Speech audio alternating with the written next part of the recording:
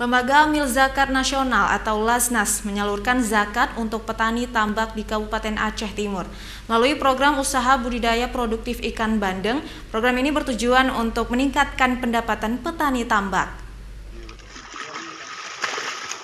Launching perdana penyaluran zakat oleh Lembaga Amil Zakat Nasional melalui program usaha tambak ini dimulai dengan penebaran ribuan nener ikan bandeng di lokasi tambak kelompok penerima zakat di Desa Menasah Asan, Kecamatan Madat, Kabupaten Aceh Timur. Untuk mendukung suksesnya program usaha tambak di Aceh Timur, lembaga ini turut melibatkan Bank Syariah Indonesia dan Bea Cukai Langsa, serta pihak muspika setempat.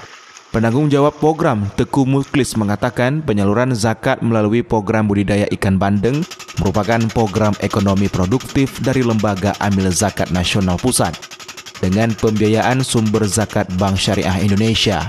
Sedangkan keterlibatan Bea Cukai sebagai stakeholder penanggung jawab, serta melakukan pendampingan kelompok penerima.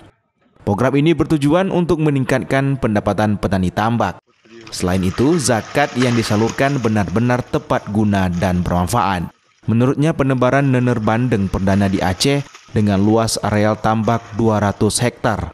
Dengan jumlah anggota kelompok penerima 50 orang adalah program perdana dan dijadikan sebagai pilot project untuk daerah lainnya.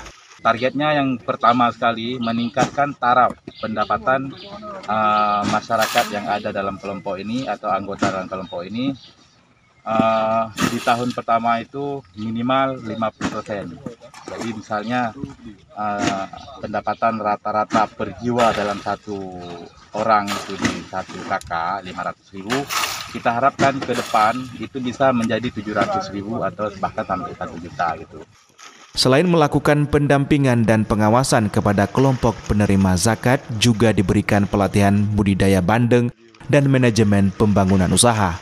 Lembaga ini juga menjamin pemasaran hasil tambak. Dari areal 200 hektar ditargetkan hasil panen mencapai 100 hingga 140 ton per siklus.